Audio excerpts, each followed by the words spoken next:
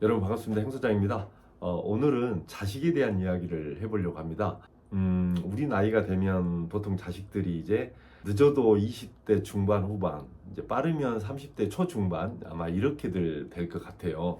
결혼해서 이제 정말 잘 살고 있는 그런 자식이 있는 반면에 내 기대에 좀 못 미쳐서 약간 좀 이렇게 부족하게 사는 그런 자식도 있을 거라고 봐요. 근데 이제 부모 마음은 늘 이렇게 자식에 대한 어떤 굴레, 또 애틋함, 뭐 이런 속에 늘 있잖아요. 두 가지 마음이 있는 것 같아요. 나이가 들어가면서 자식에 대해서 생각하는 게 하나는 멀고도 가까운 사이, 가깝고도 먼 사이. 결혼하면 더욱더 이제 그런 것 같아요. 그 다음에 또 하나는 애틋함. 내가 좀 젊었을 때 좀 더 지원해주고 좀 더 뭔가 좀 도와주고 했더라면 더 잘 클 수 있었을 텐데 하고 생각하는 그런 애틋함, 안타까움, 이제 이런 게 있는 것 같아요.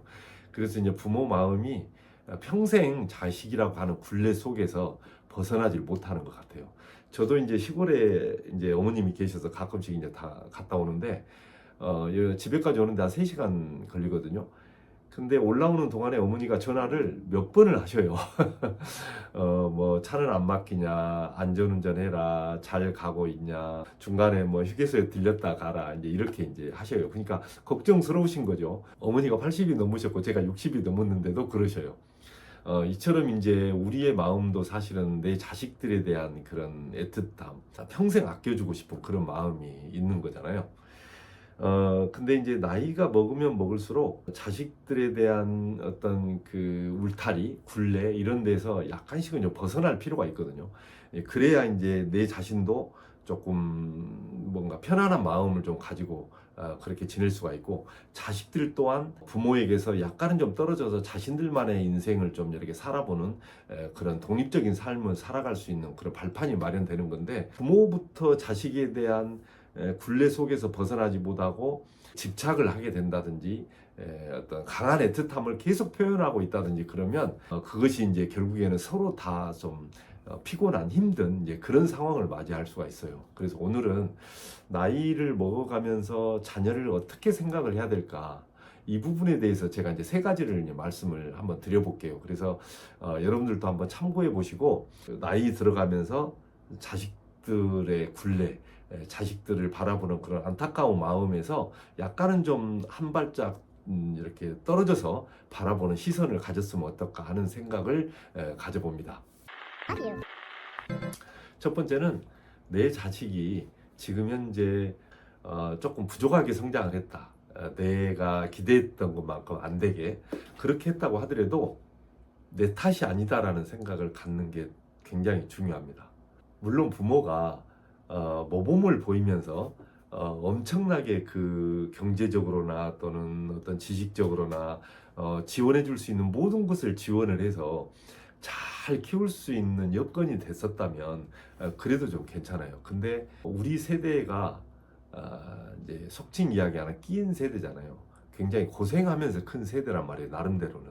그래서 대부분이 다 시골 출신들이 많으실 거예요. 그런 상태에서 우리가 자녀들을 키울 때 그 당시는 최선을 다해서 키운 거거든요. 내 자식을 잘못 키우고 싶은 부모가 어디 있겠어요. 다 나름대로 잘 키우고 싶죠. 근데 그 당시에 처해 있던 여건이나 상황이나 환경이 내가 그렇게밖에 할 수 없는 여건이었기 때문에 그건 어쩔 수가 없는 상황인 거예요. 그리고 또 하나는 내 자식도 하나의 인격체이기 때문에 부모가 시킨 대로 하지 않아요. 자기 나름대로 다 생각들이 있어요, 크면서. 그래서 자기가 추구하는 여러 가지 가치관이나 생각들이 각각 있는 거죠. 예를 들어서 이런 거예요. 술만 먹고 난동을 피우는 아버지 밑에서 2 자식이 컸는데, 한 자식은 아버지가 저렇게 맨날 술만 드시면 난동을 부리시는데 나는 저렇게 안 커야지 이렇게 생각하면서 크는 자식이 있는 반면에, 어떤 자식은 아버지가 저렇게 컸으니까 나도 배운 게 저거밖에 없어, 그러니까 나도 저렇게 클 수밖에 없어 라고 생각하면서 크는 자식이 있어요. 그리고 자식이 나이가 먹어가면 먹어갈수록 이제 속이 깊어지잖아요. 그러면 부모가 자꾸 내가 너를 이렇게밖에 못 키웠어, 미안해, 내 탓이야, 이렇게 자꾸 자식 앞에서 그런 표현을 하거나 그런 느낌을 주게 되면 자식 또한 초라해져요. 그리고 자식도 힘들어합니다. 실질적으로 우리는 정말 최선을 다했잖아요. 그럼에도 불구하고 내 자녀가 지금 현재의 내 자녀가 된 것은 내 탓이라기보다 여러 가지 환경들이 주어진 그것에 대한 결과물이다. 이렇게 생각을 하셔서 여러분들의 탓이다라고 하는, 전적으로 내 탓이다라고 하는 그런 굴레 속에서 좀 벗어나시기 바랍니다. 그리고 이제 두 번째는, 내 자식은 지금 내가 살고 있는 것보다 앞으로 훨씬 더 잘 산다.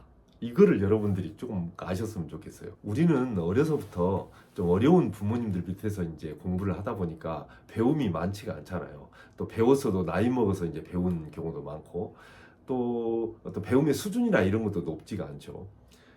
그런데 우리 자식들은 그래도 최소한 나보다는 더 많이 배웠고, 더 현대적이고, 더 질 높은 지식을 가지고 성장을 한 아이들이거든요. 그래서 우리보다 훨씬 더 현명해요. 그리고 우리보다 훨씬 더 똑똑합니다. 이걸 우리는 인정을 해야 돼요. 믿어줘야 됩니다, 자식을. 그러면 그 자식이 나보다는 훨씬 더 잘 살 거예요. 그리고 잘 살 수밖에 없는 환경입니다.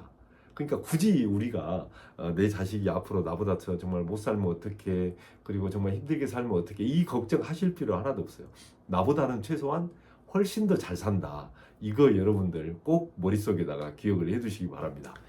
그리고 이제 마지막 세 번째는, 이건 정말 중요한 건데요. 여러분은 자녀에게 그동안의 사랑 표현을 어떻게 해오셨나요? 우리가 보통 이제 사랑의 표현 그러면 옛날에 사랑의 매라 그래가지고 잘못하면 이렇게 회초리도 때리고, 또 밥상머리에서 밥상머리 교육도 하고, 좋은 이야기도 해주고, 이제 사랑한다고 이야기도 해주고, 안아주기도 하고, 이제 이렇게 하면서 이제 사랑의 표현을 했잖아요. 저는 근데 이것 또한 사랑이라고 생각해요. 뭐냐면 자녀가 어려울 때 경제적으로 도와주는 것, 이것도 사랑의 표현 방법 중에 중요한 한 가지다, 이렇게 생각을 하거든요. 이제 옛날에 여러분 아내나 남편과 이제 결혼하기 전에 연애할 때 사랑하니까 서로 손도 잡고 안아주기도 하고, 사랑한다고 속삭이기도 하고 이렇게 하잖아요. 그렇지만 밥값을 내가 대신 내기도 하고, 또 차값을 내기도 하고, 또 필요하면 용돈을 좀 주기도 하고, 또 기념일 때는 선물도 하기도 하고, 이제 이렇게 하잖아요. 이제 그러면 정말 좋아하잖아요, 상대방이. 어렸을 때는 우리가 자녀들에게도 그렇게 경제적으로 지원을 해주면서 사랑의 표현을 했거든요. 근데 나이가 먹어가면서 점점점 어떤 현상이 일어나냐면, 자녀에게 받는 횟수가 많지 내가 주는 횟수가 줄어드는 경우가 많아요. 특히 나이가 먹어가면 먹을수록 더 그래요. 근데 그러지 않았으면 좋겠어요. 자녀에게 내가 여건이 되는 한도 내에서 내가 주어진 어떤 그 정도를 벗어나 버리면 이건 사랑이 아니라 집착이 돼 버리거든요. 그러니까 그 여건이나 정도를 벗어나지 않는 선에서 나이가 먹은 자식이라고 하더라도 가끔씩 용돈도 주고, 차 기름도 좀 한 번씩 넣어주고, 또 뭐 집 이사나 이렇게 간다고 하면 이렇게 좀 보태라고 돈도 좀 주고, 이런 거.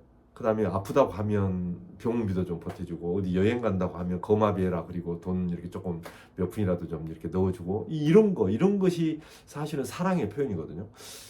이거는 저희 어머님이 굉장히 잘하시는데, 제가 이제 저희 어머님이 80이 넘으셨잖아요. 근데 제가 이제 시골에 가끔씩 내려가면 내가 기름 한번 가득 넣어줄게, 기름 넣어라 그러세요. 아예 어머니 제가 넣어도 돼요. 아니 내가 넣어줄게. 그리고 억지로 기름 한번 이렇게 가득 넣어주세요. 그럼 많이 들어가 봐야 9만 원, 10만 원이거든요. 근데 그거 한번 넣어주시면 그렇게 이상하게 기분이 좋아요. 그래서 제가 어머니 제가 넣어도 되는데 왜 그러세요? 그러면 내가 나이 먹어가지고 너한테 사랑을 줄 수 있는 방법이 이거밖에 없어가지고 그런다, 이렇게 말씀을 하세요. 여러분 자녀들 집에 오잖아요. 그러면 손주들한테 용돈 주잖아요. 근데 손주들한테만 용돈 주지 마시고 자식이나 며느리에게 이렇게 담은 5만 원이 됐든 10만 원이 됐든 기름값 해라, 그렇게 한번 줘보세요. 정말 좋아합니다. 근데 물론 그것이 돈으로만 사랑의 표현을 하면 안 되는 거죠. 이게 어떤 사람들이 말하듯이 야 돈으로 자식을 키우는 건 아니야, 이렇게 이제 사람들이 많이 하잖아요. 그럼 애들 버릇 나빠져, 이렇게 이야기 하잖아요. 근데 제가 드리는 말씀은 돈으로만 키우라는 게 아니라 돈으로도 사랑의 표현을 해보라는 거예요. 다만 여러분들이 주어진 한도 내에서, 그리고 해줄 수 있는 여건 하에서 이렇게 해주라는 거예요. 그러면 정말 좋아합니다, 내 자식들이. 그리고 그것이 우리가 나이가 먹어가면 먹어갈수록 더 이렇게 소원해 줄 수 있는 자식과 부모와의 관계를 좀 끈끈하게 연결시켜 줄 수 있는 그런 방법이기도 합니다. 예, 제가 오늘 자식에 대한 이야기를 하면서 제가 이제 세 가지를 말씀을 이제 드렸는데, 내 탓이라는 생각을 버려라. 내 아이들은 나보다 훨씬 잘 살 것이다라고 하는 믿음을 가져라. 여러 가지 사랑의 표현 중에서 돈으로 주는 사랑, 이렇게 물질로 주는 사랑도 정말 중요한 사랑의 표현 중에 하나다.